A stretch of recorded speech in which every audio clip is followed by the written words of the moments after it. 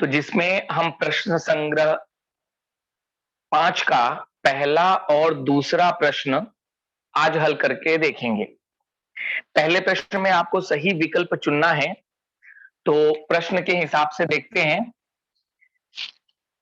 निम्नलिखित में से सही विकल्प चुनकर लिखिए। किताबें आप सभी के पास होंगी, अपनी किताबों को अपने सामने रखिए।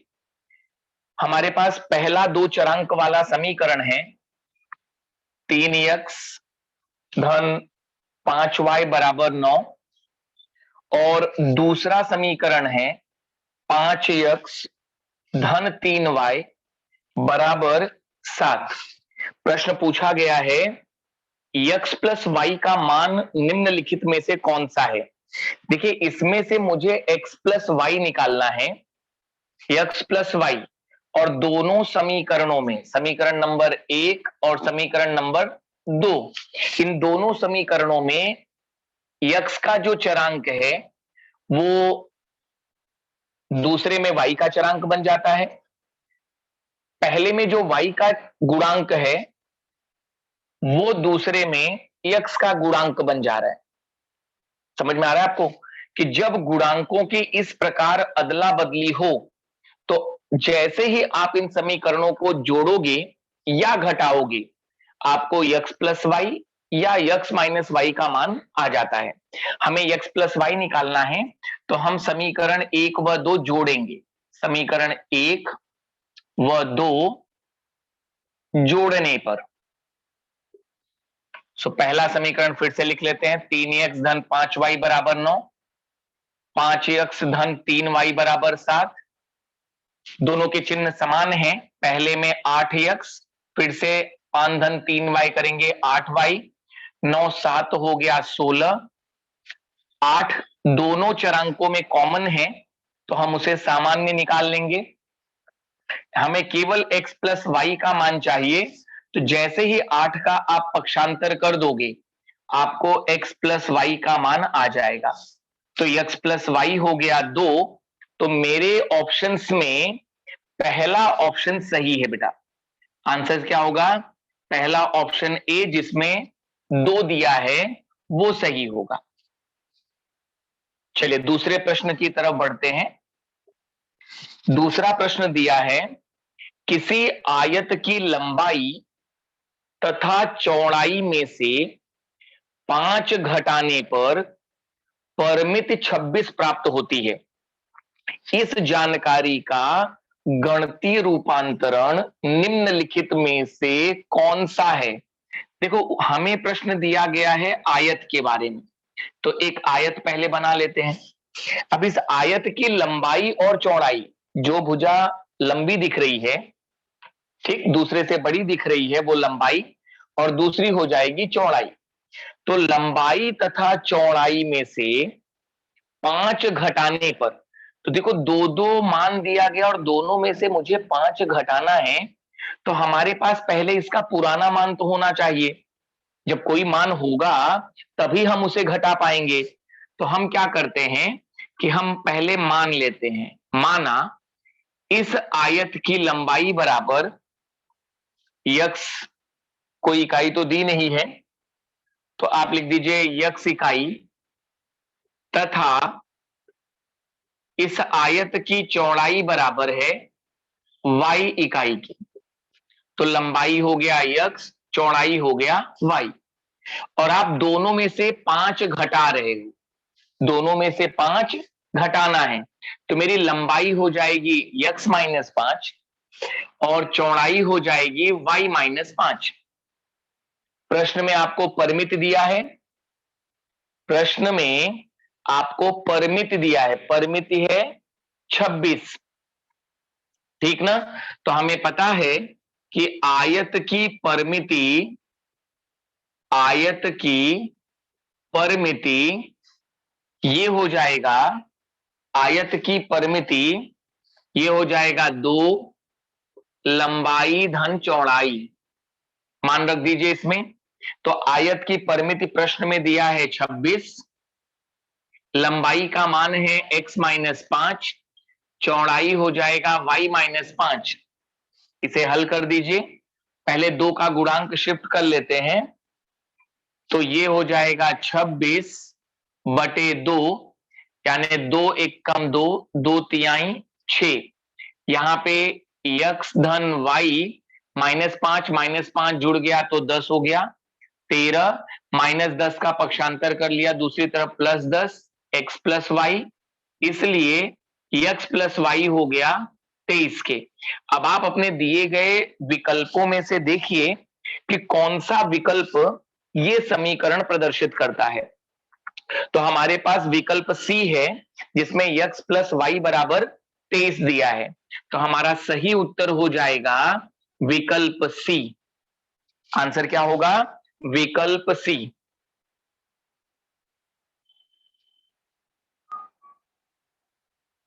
प्रांजल, कुछ पूछना है बेटा? आपने हैंड रेस किया है।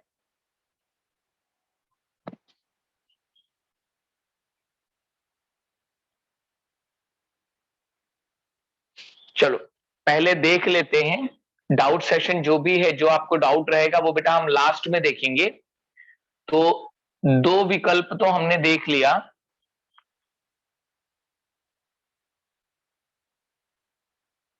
तीसरे प्रश्न की तरफ बढ़ते हैं। सभी लोग इसका स्क्रीनशॉट लेकर रखिए। तीसरा प्रश्न देखें।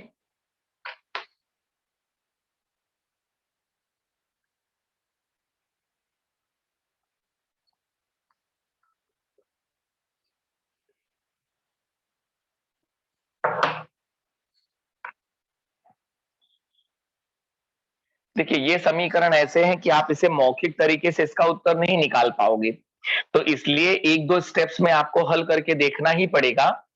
तीसरे प्रश्न में दिया है कि अजय विजय से 5 वर्ष छोटा है। अजय जो है विजय से 5 वर्ष छोटा है, तो यहां 2 व्यक्तियों की आयु बताई गई है। तो पहले हम दोनों की आयु मानेंगे। तो माना अजय की आयु बराबर 5 वर्ष, सॉरी x वर्ष बेटा, वो तो छोटे के लिए दिया है, तथा विजय की आयु बराबर है y वर्ष। अब मेरे पास दोनों की आयु पता चल गई। हालांकि एग्जैक्ट मान नहीं है, लेकिन हम उनकी आयु जानते भी नहीं है, तो हमने उनके लिए एक चरांक मान लिया कि अजय की आयु x, विजय की आयु y है। अब प्रश्न में कहा गया है कि जो अजय है वो विजय से 5 वर्ष छोटा है। पहली शर्त क्या है कि जो अजय है, ध्यान से देखो ब्लैक बोर्ड पे, तो अजय मतलब जो यक्स वैल्यू है, यक्स का यह मान विजय की आयु जो वाई है उससे 5 वर्ष छोटा है, मतलब 5 कम कर दीजिए। तो जैसे ही मैं y में से 5 कम करूंगा तो मुझे अजय की आयु आ जाएगी। अजय की आयु विजय की आयु से 5 वर्ष कम है, या अजय विजय से 5 वर्ष छोटा है। तो जैसे ही मैं विजय की आयु में से 5 वर्ष कम करता हूं मुझे अजय की आयु मिल जाती है। इसलिए चरांक दोनों एक तरफ होते हैं हमारे समीकरण में। पक्षांतर कर लीजिए पहला समीकरण। दूसरी शर्त में देखिए क्या दिया गया है, उन दोनों की आयु का योगफल 25 है। तो दोनों की आयु का योगफल 25 है। ये हो गया आपका दूसरा समीकरण। अब दोनों को हल करिए और जो भी यक्स का मान आता है वही अजय की आयु होगी। प्रश्न में आपसे अजय की आयु पूछी गई है, अर्थात आपसे यक्स पूछा गया है, तो आप हल करके यक्स का मान निकालो। अब 2 चरांक वाले समीकरणों को हल कैसे करते हैं? पहले तो हम देखेंगे कि कौन से चरांक का गुणांक समान है। तो मेरे पास y और यक्स दोनों के ही गुणांक समान दिखाई दे रहे हैं। दूसरा, y के दोनों चिन्ह अलग अलग हैं, एक जगह माइनस एक जगह प्लस। तो यदि मैं दोनों समीकरणों को जोड़ देता हूं तो चरांक y जो है वो कट जाएगा और मुझे यक्स का मान आ जाएगा जो मुझे यहां पे जरूरत है। तो हम लिखेंगे कि समीकरण 1 व 2 जोड़ने पर ये हो गया मेरा समीकरण नंबर 1, समीकरण नंबर 2, और दोनों को जोड़ देते हैं तो माइनस और प्लस ये तो 0 हो गया, यक्स में यक्स जोड़ा तो 2x बराबर 25 में से 5 घटाना है, चूंकि अलग अलग चिन्ह है और बड़ा प्लस में है इसलिए उत्तर भी किस में आएगा, प्लस में आएगा। हमें यक्स का मान चाहिए तो इसलिए यक्स बराबर 20/2, इसलिए यक्स बराबर आएगा 10। तो हमने अजय की आयु को ही यक्स माना है, तो अजय की आयु होगी 10 वर्ष बेटा। अजय की आयु हो गई 10 वर्ष। तो हमारा करेक्ट आंसर क्या होगा, इसमें ऑप्शन सी जो दिया है, विकल्प सी, इसमें लिखा हुआ है 10, तो अजय की आयु हो गई 10 वर्ष।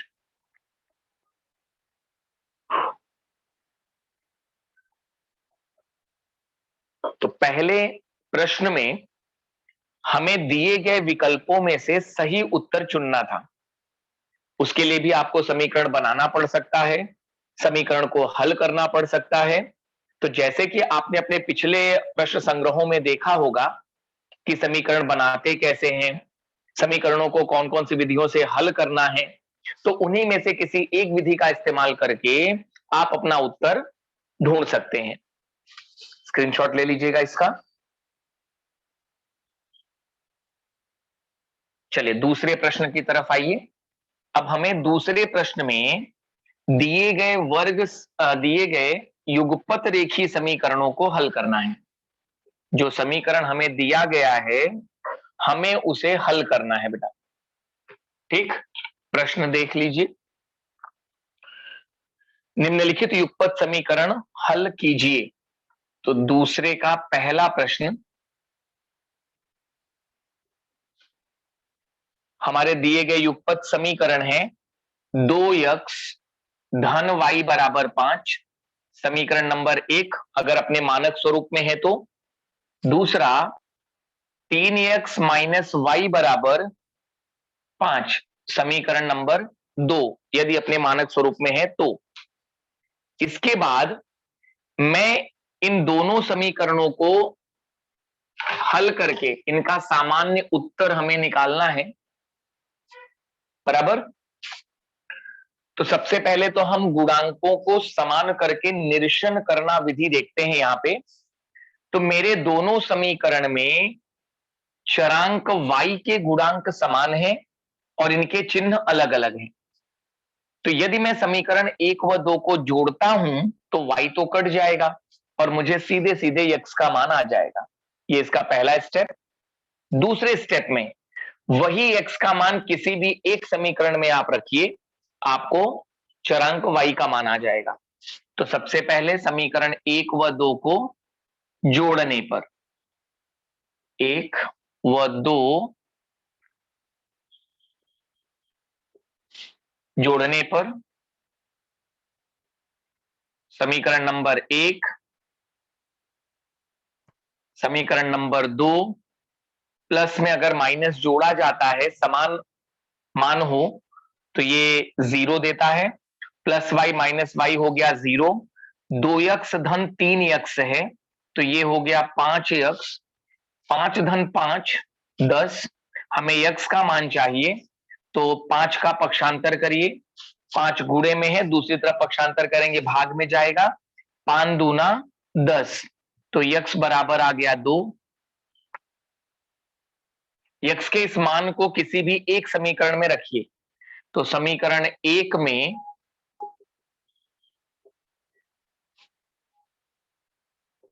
x का मान रखने पर, तो समीकरण 1 2 गुणे x है, x का मान है 2, धन y बराबर 5। हल करेंगे, 2 दूना 4, धन y बराबर 5, हमें y का मान चाहिए तो 4 का पक्षांतर कर दीजिए, 5 प्लस 4 का पक्षांतर किया तो -4, इसलिए y बराबर 5 में से 4 गया 1, इसलिए 2,1 दिए गए समीकरणों का हल है। अगर आप अपने उत्तर की जांच करना चाहते हो तो x और y के इस मान को ऊपर दिए गए दोनों समीकरणों में रखकर देखिए। यदि रखने पर आपको 5 आता है उत्तर तो आपका मान सही है, नहीं आया तो इसका मतलब या तो आपने हल करने में कहीं गड़बड़ की है और या तो उत्तर गलत दिया हुआ है। तो यदि आप जांच करना चाहें तो तुरंत एक बार इन मानों को अपने दिए गए समीकरणों में रखिए।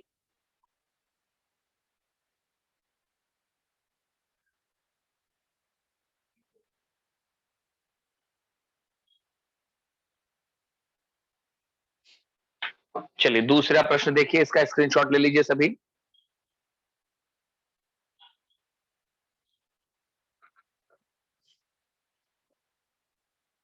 दूसरे प्रश्न की तरफ बढ़ते हैं।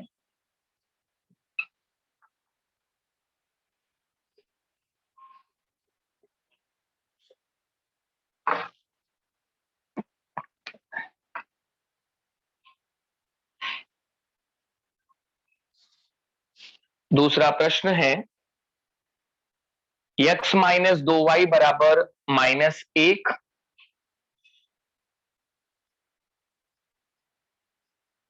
समीकरण नंबर 1। 2x माइनस वाई बराबर 7, समीकरण नंबर 2। अब यहां देखिए दोनों समीकरणों में किसी भी चरांक का गुणांक समान नहीं है। तो सबसे पहले हम किसी एक चरांक के गुणांक को समान करेंगे। मान लीजिए मुझे y का करना है तो मैं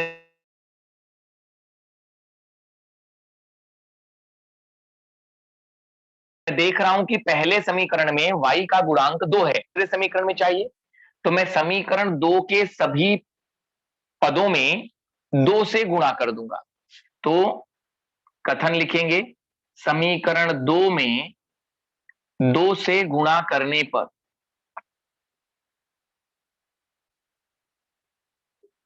तो मुझे नया समीकरण मिलेगा, 2 दूना 4, 2 एक कम 2, 2 सत्ते 14। अब समीकरण 1 और 3 देखिए, दोनों में y का गुणांक समान हो गया, लेकिन इस बार मेरे पास चिन्ह भी समान है।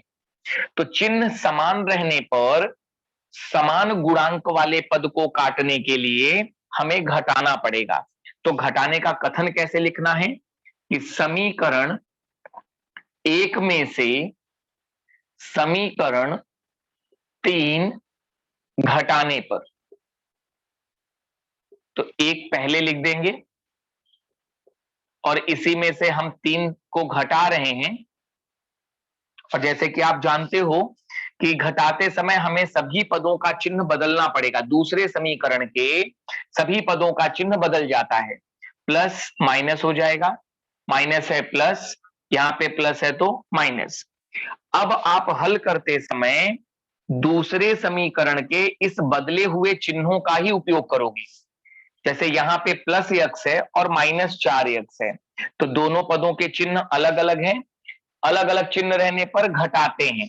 तो 4 में से 1 घटाया तो ये आ जाएगा 3x, बड़ा ऋण में है इसलिए उत्तर भी ऋण में आएगा।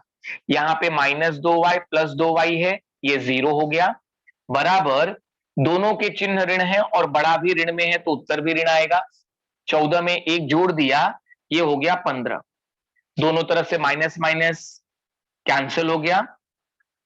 हमें यक्स का मान निकालना है तो यक्स बराबर 15/3, 3 एक कम 3, 3 पचे 15, तो यक्स बराबर आ गया 5। यक्स बराबर 5। इस मान को किसी भी एक समीकरण में रख दीजिए। तो हम रख लेते हैं समीकरण 1 में, तो समीकरण 1 में यक्स का मान रखने पर तो यक्स दिया हुआ है 5, -2y बराबर -1। हमें y का मान चाहिए। पद देखिए 5 जो है प्लस में है, पक्षांतर किया तो माइनस होगा, यहां बचेगा -2y बराबर -5। इसलिए -2y बराबर माइनस माइनस प्लस होता है, बड़े का चिन्ह ऋण है तो उत्तर भी ऋण में आएगा। 5 धन 1 6, दोनों तरफ से माइनस माइनस कट गया तो 2y बराबर आ गया 6, इसलिए y बराबर 6, 2 का गुणा है, पक्षांतर करने पर भाग, 2 एक कम 2, 2 तिहाई, सो y बराबर हो जाएगा 3। तो हमारा फाइनल जो उत्तर होगा वो 5,3 दिए गए समीकरणों का हल है।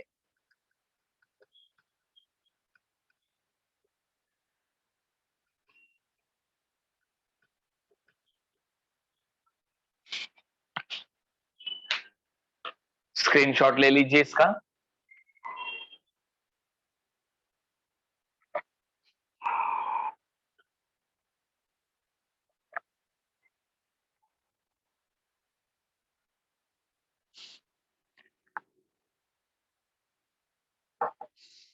तीसरे प्रश्न को देखिए।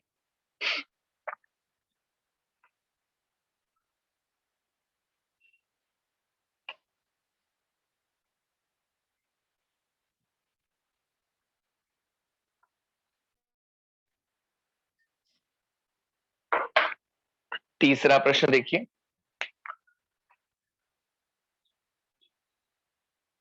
तीसरे प्रश्न के समीकरण है x धन y बराबर 11, 2x माइनस 3y बराबर 7।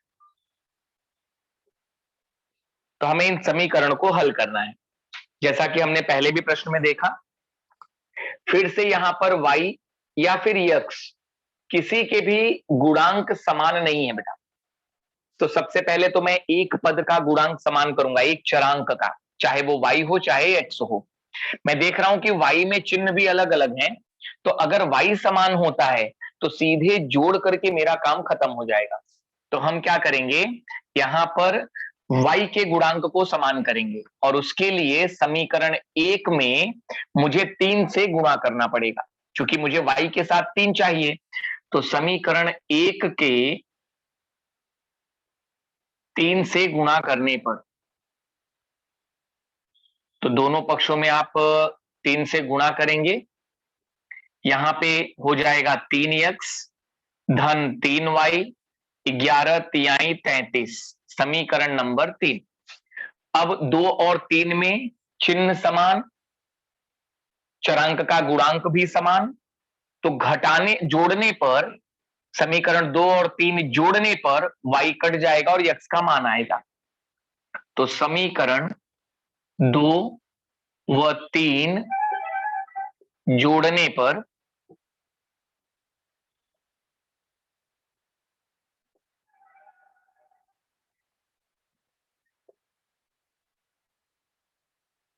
प्लस माइनस कैंसिल हो गया, 3 धन 2 5x, 33 में 7 जोड़ा 40, हमें x का मान चाहिए, 5 का पक्षांतर कर दीजिए, 5 अट्ठे 40, तो x बराबर आ गया 8।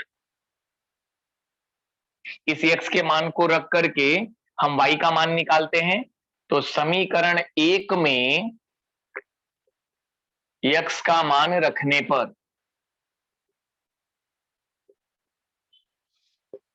तो x बराबर है 8 धन y बराबर 11, y बराबर 11 प्लस 8 है, पक्षांतर करेंगे -8, 11 में से 8 गया 3। ठीक, तो हमारा हल है 8,3 दिए गए समीकरणों का हल है।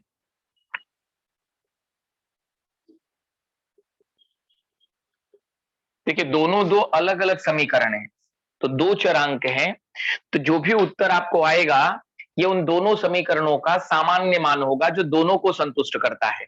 इसलिए फाइनली जब सॉल्व हो जाता है तो हम इनके सामान्य उत्तर को लास्ट में लिखते हैं। तो 8,3 दिए गए समीकरणों का हल है। स्क्रीनशॉट ले लीजिए, इसके बाद अगले प्रश्न की तरफ बढ़ते हैं।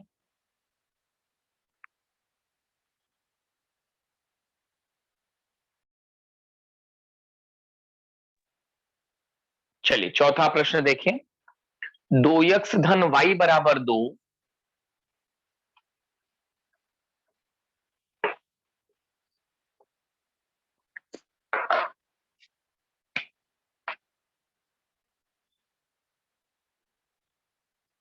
दो एक्स धन y बराबर 2 -2, समीकरण नंबर 1।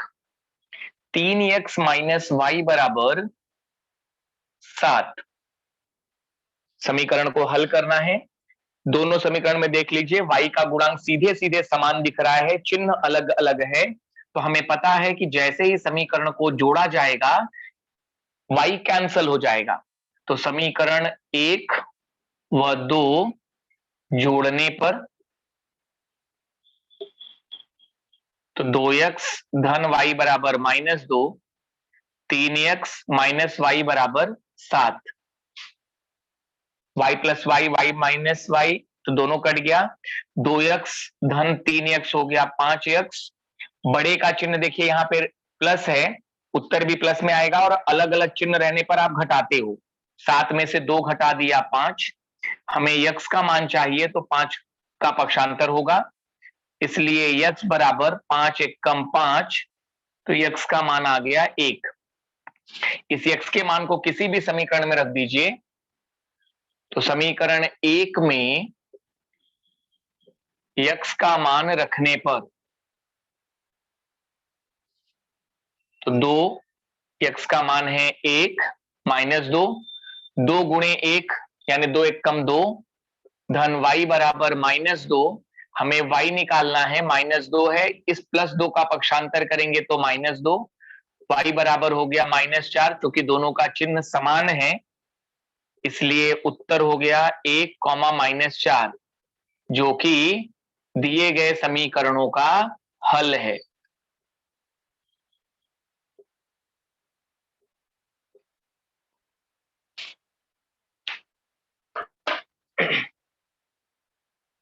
तो स्टेप इसके एकदम क्लियर होने चाहिए कि जब आप समीकरण को, दो चरांक वाले समीकरण को हल कर रहे हो, तो सबसे पहले तो किसी एक गुणांक, चरांक का जो गुणांक है, गुणांक कोएफिशिएंट, जो कि समान होना चाहिए। फिर आप उनके चिन्हों को देखते हो, यदि चिन्ह समान है तो घटाने पर उसका निरसन होगा, और यदि चिन्ह असमान है तो जोड़ने पर उसका निरसन होगा। निरसन का मतलब एक चरांक को हम कैंसिल करके दूसरे का मान निकालते हैं, फिर उसी को किसी एक समीकरण में स्थापित करके हम दूसरे चरांक का मान निकालते हैं। स्क्रीनशॉट ले लीजिए।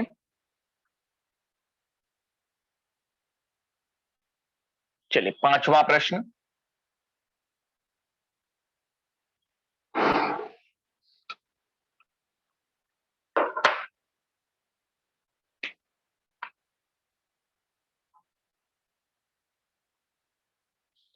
पांचवे में दिए गए समीकरण हैं 2x माइनस वाई बराबर 5, 3x धन 2y बराबर 11।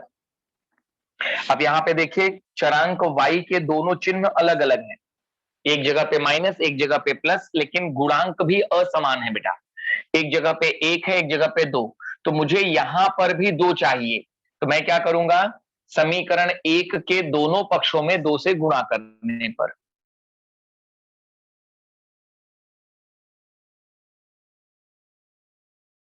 तो लिखेंगे समीकरण गुणा करने पर।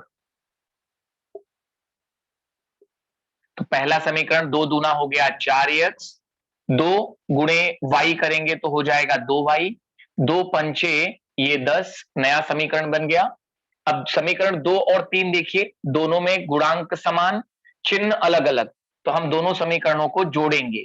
तो समीकरण 2 व 3 जोड़ने पर 3x धन 2y बराबर 11, 4x माइनस 2y बराबर 10, अलग अलग चिन्ह है, प्लस माइनस 0 हो गया। 4 धन 3x हो गया 7x, 11 धन 10 अगर जोड़ा तो 21, इसलिए x बराबर हमें 7 को पक्षांतर करना पड़ेगा, 7 एकम 7, 7 तिरिक 21, तो x का मान मिल गया। अब इस x के मान को किसी भी एक समीकरण में रख दीजिए, तो समीकरण 1 में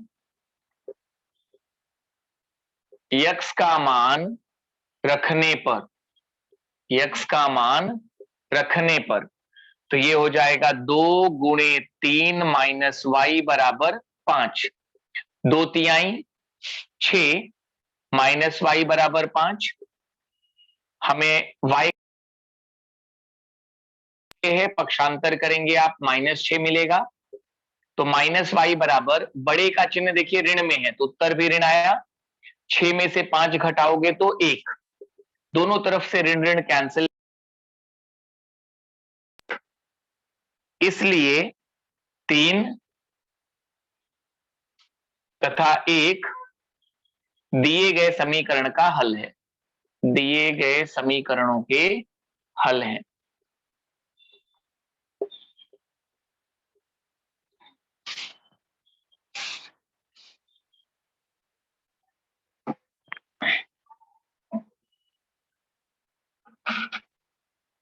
स्क्रीनशॉट ले लीजिए।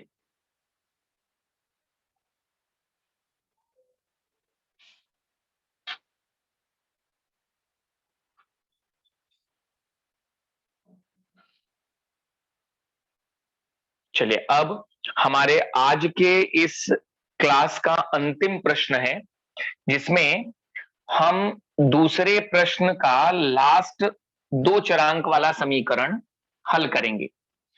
आशा है अब तक आप सभी को इसके स्टेप्स एकदम क्लियर हो गए होंगे कि आपको हल कैसे करना है। आसान सी विधि है जिसमें आप गुणांकों को समान करके बेटा निरीक्षण करने वाली पद्धति का उपयोग कर रहे हो। सबसे पहले हम दोनों समीकरण देखते हैं। तो दोनों समीकरणों में जिस भी चरांक का गुणांक समान हो या हमें समान करना हो, वही संख्या लेकर हम दोनों पक्षों में गुणा करके समान गुणांक प्राप्त करते हैं। बाद में उस पद के चिन्ह को देखकर यदि वो दोनों समान चिन्ह में हैं तो घटाने से उसका निरीक्षण हो जाता है, और यदि असमान चिन्ह है, अलग अलग चिन्ह है, तो जोड़ने पर उसका निरीक्षण हो जाएगा, यानी वो पद कट जाएगा और हमारे समीकरण से मुझे एक चरांक का उत्तर मिल जाता है। अगला स्टेप क्या है? एक चरांक का उत्तर मिलने के बाद वही चरांक आपको दूसरे समीकरण में हल करना स्थापित करके दूसरे चरांक का मान निकालना है। छठा देखिए, अब पहला समीकरण है x - 2y बराबर -2। दूसरा समीकरण है x धन 2y बराबर 10। चलिए देखिए, यहां तो एकदम सीधे क्लियर कट दिख रहा है कि दोनों समीकरण में x का भी गुणांक समान है परंतु चिन्ह भी समान है। यहाँ पे y के गुणांक समान है लेकिन उनके चिन्ह अलग अलग हैं। तो यदि मैं y को कट करना चाहूं तो मुझे इस समीकरण को जोड़ना पड़ेगा, और यदि मैं x का निरीक्षण करना चाहता हूं तो मुझे दोनों समीकरणों को घटाना पड़ेगा। ठीक है, तो हम क्या करते हैं, y का ही निरीक्षण करते हैं। तो समीकरण 1 व 2 जोड़ने पर, समीकरण जोड़ने पर, तो ये हो गया x - 2y बराबर -2, x धन 2y बराबर 10। जोड़ दिया तो y कट गया, x में x जोड़ा 2x, बड़ा प्लस में है, उत्तर भी प्लस में आएगा। अलग अलग चिन्ह रहने पे घटाओगे, 10 में से 2 घटा दिया 8, x का मान 8/2, इसलिए x बराबर 2 चौक 8। अब इसी x के मान को किसी एक समीकरण में रख दीजिए, तो समीकरण 3 में नहीं, समीकरण 1 में x का मान रखने पर,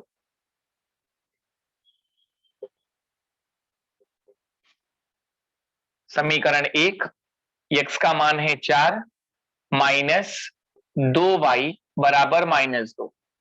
हमें y का मान चाहिए, तो -2y प्लस 4 का पक्षांतर किया -4, सो -2y बराबर, दोनों के चिन्ह समान हैं, उत्तर ऋण में ही रहेगा। 2 धन 4 हो गया 6, दोनों तरफ से ऋण ऋण कैंसिल किया तो 2y बराबर 6, इसलिए y बराबर 6/2। तो y का मान आ गया 3। फाइनल आंसर लिख दीजिए। तो 4,3 दिए गए समीकरणों के हल हैं।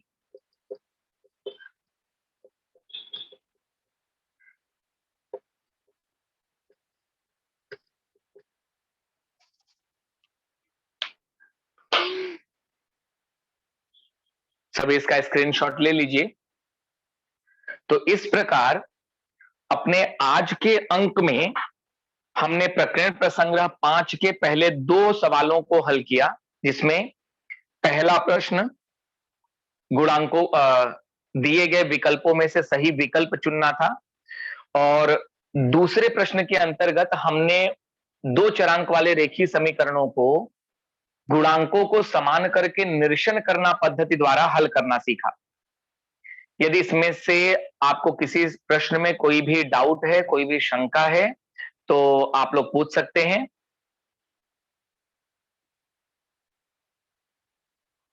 यदि सारी चीजें क्लियर हों तो आपके लिए होमवर्क क्या होगा, आप इन्हीं प्रश्नों को एक बार पुनः हल करके इसकी प्रैक्टिस करेंगे,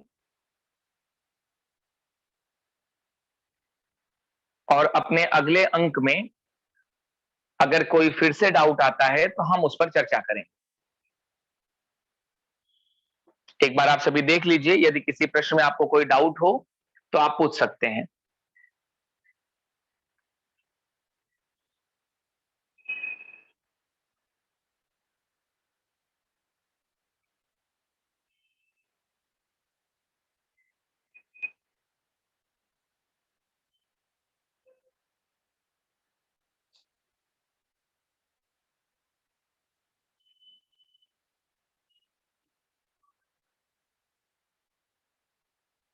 तो आज की अपनी हम क्लास यहीं पर खत्म करते हैं।